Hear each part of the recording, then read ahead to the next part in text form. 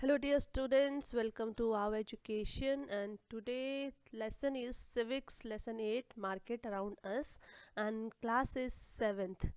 The concept map of this lesson goes like this: weekly market, shopping complex and malls, neighborhood shops, and markets and equality will be talking about. Let us start. Market around us. We go to the market to buy many things, right? Vegetables, soap, toothpaste, masala, bread, rice, dal, clothes, notebook, biscuit, etc.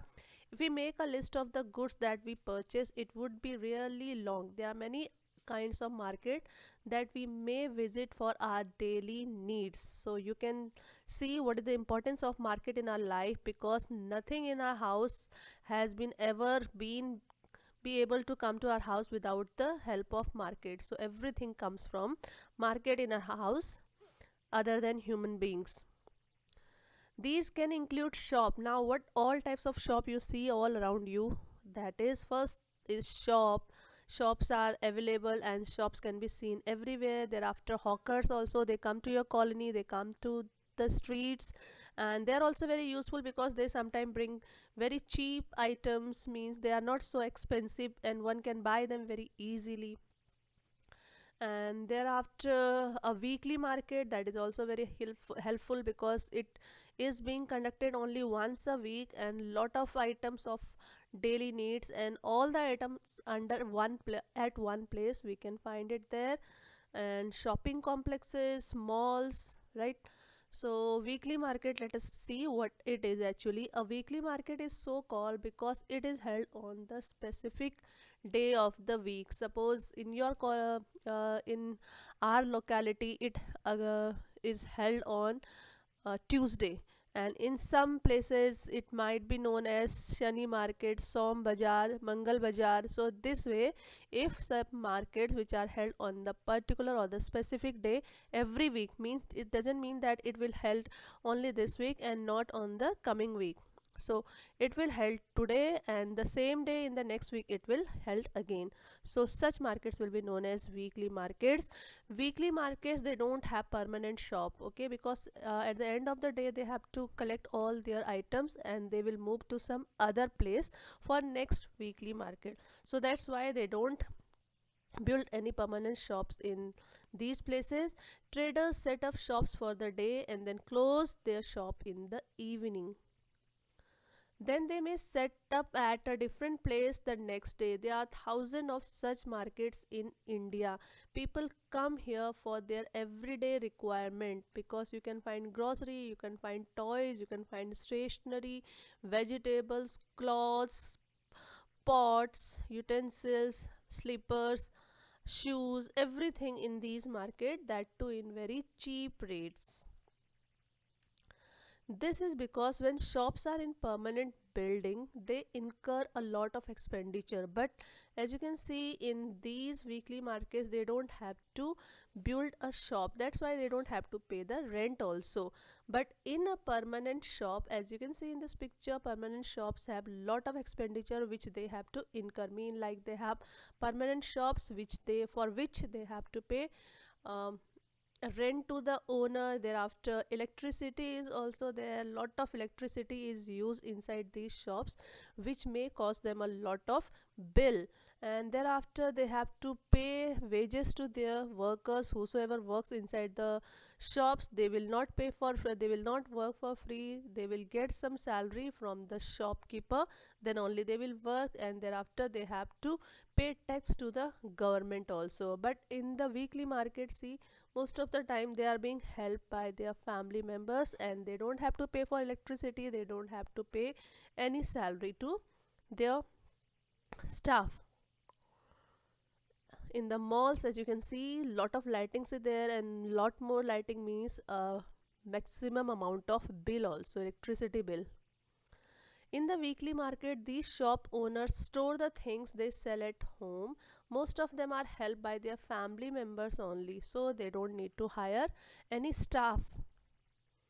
Weekly markets also have a large number of shops selling the same goods, means same item selling, lot of people are there. If this lady is selling the pots, then the other shopkeeper, he is also selling the same item, and the next shopkeeper who is sitting over there, he is also selling the same item. So what happens, if we have lot of shops of the same item, then we can bargain and we can get them even in very less amount, and this way there is a competition amongst the shopkeeper, so they reduce the price of their item.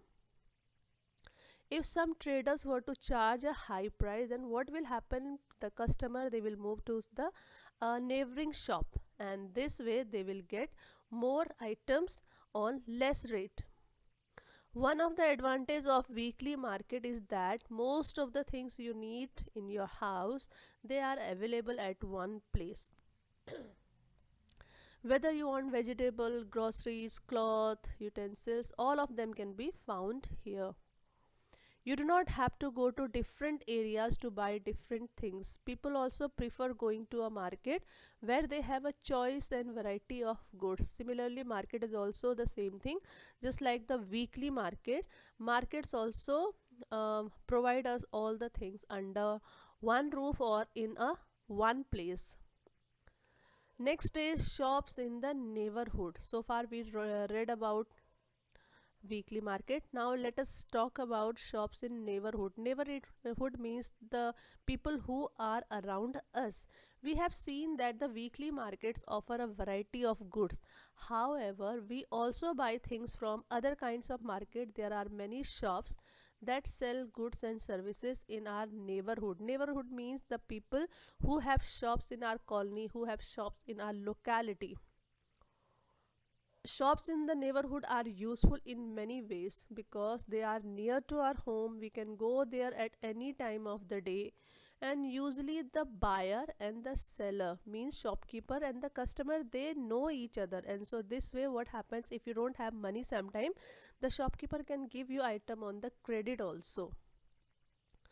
You might have noticed that there are different kinds of seller even in the neighborhood. There are some people who have shops in our neighborhood, but there are some people also who sit on the floor and they sell items like vegetables. They can be um cobbler and other people who repairs one or other type of item. We may buy milk from the dairy, groceries from departmental stores, stationery, eatables, or medicine from other shops. So you can find these shops also in our neighborhood. Many of these are permanent shops. Most of the time in our neighborhood, shops are permanent, while other are roadside stalls such as that of vegetable hawker and the fruit vendor, the mechanic, etc. Okay, these again includes in the neighborhood shops. Now let us talk about shopping complexes and malls. There are other market in the urban areas that have many shops. Urban means cities, right? So they are popularly known as shopping complexes. So shopping complexes means many shop under one roof. And the next is mall. These days in many urban areas you also have large multi-storied air conditioned building with shops at different floors known as malls. In each or every big cities you will find these malls, and they are multi-storied. Multi-storied means they have many floors. If you will see, this is ground floor, this is first floor, this will be second floor. So second, third, fourth, fifth, they can be as multi stories as they can, and they are air conditioned from inside. In these urban markets you get both branded and non-branded goods. Levi's is a branded, Nautica, Tommy Hilfiger, the Body Shop, these all sell branded items which are really very expensive. Branded goods are expensive and often promoted by advertising and claims the better quality. The companies sell them through shops or special showrooms. So all these branded items, they, you will not find them in shops, or you will not find them in a weekly market or on the hawker stall. They only set up and sell their goods only through these shopping complexes or these showrooms. As compared to non branded goods, fewer people can afford to buy branded ones. Branded items, they are very expensive, that's why many people cannot afford them. Only rich people with having a lot of money, they can only buy these items. As you can see in this image, this purse will cost a customer 1160 pound, which means almost 1,15,000 rupees, which is a huge amount for an average and middle class Indian. But for rich people, this is a brand and this is status symbol for them, so they can afford this very easily. Next is chain of markets. Goods are produced either in factories or in farms or at home. So these are the three places where you will find the people producing or developing goods. Goods mean these finished items. We don't buy directly from the factory or from the farm. If you want a cold drink bottle, we will not go to Noida or we will not go to Pune all the way to buy one bottle of cola. So because all the factories of cola drink, they are only in Noida and Pune. So what, how do these bottles they reach to our doorstep, to the shops which are nearby to us from these factories? So this is the process which is known as chain of market. And nor would the producer be interested in selling a small quantity such as 1 kilo of vegetable or one plastic mug. And even if we'll reach Pune or Noida, the producer or the owner of the factory, he will not sell these or this any one bottle of Coca Cola to us, because selling one by one would be very difficult for him, because lakhs of bottles are manufacturing in this factory every day, so he cannot deal with lakh people every day. So what they do, they sell their items in bulk. Bulk means in a large amount. The people in between the producer and the final consumer are the traders. The wholesale traders first buy goods in large quantities. For example, the vegetable wholesale trader will not buy a few kilo of vegetables but will buy a large quantity of 25 to 100 kilos. Understood? See, suppose a farmer, he is a producer and we as a consumer, so the person who are in between, who's buy all the onions from the farmer, they will be known as wholesale trader.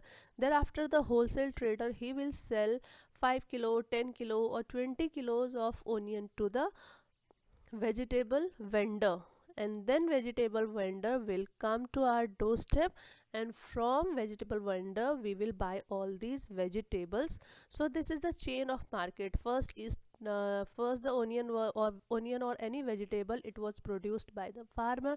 Thereafter the wholesale trader, he bought all the vegetables from the farmer, and thereafter the wholesale trader, he sold it to the vegetable vendor, and vegetable vendor, he brought all the vegetable to our doorstep. So this is the chain of almost 3 4, sometime more than 4 5 persons. Markets everywhere. The traders who finally sell this to the consumer is the retailer.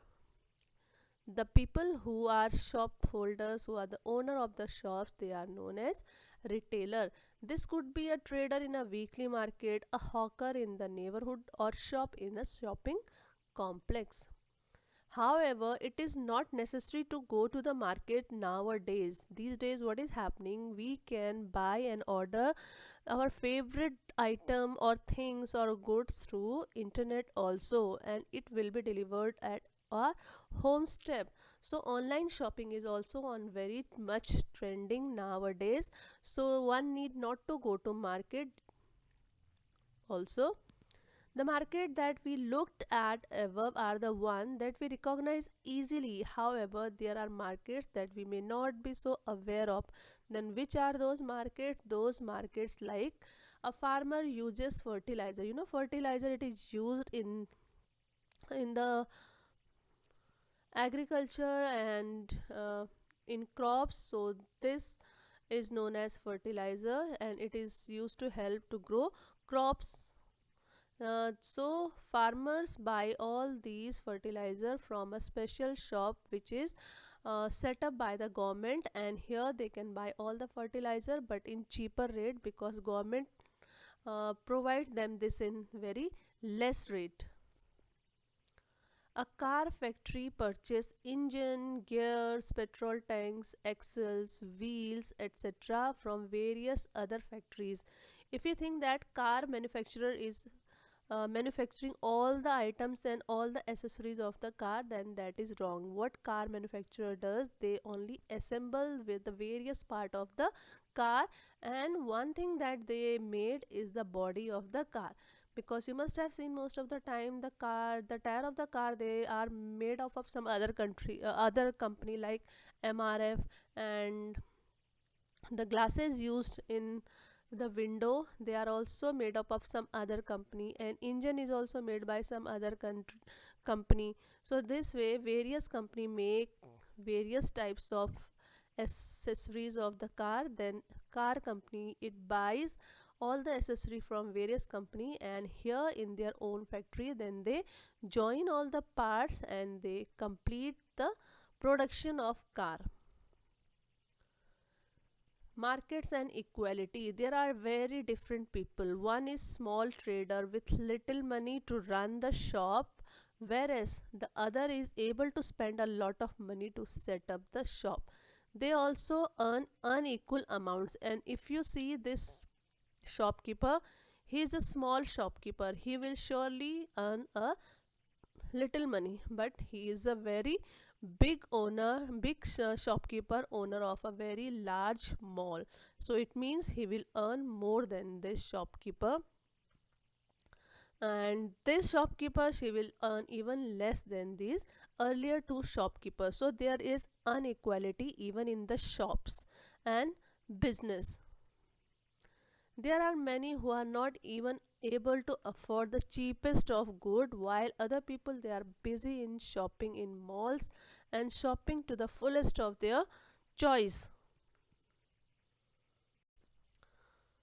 So there are people who can wear the sari which will cost them million of rupees, but there are also people who cannot even a cloth which is of as cheap as 100 rupees. So market creates inequality. It gives unsatisfaction, dissatisfaction, and feeling of depression to the people who cannot afford and buy as per their wish. So that's it for this lesson. Thank you so much. Please like and subscribe our channel Wow Education.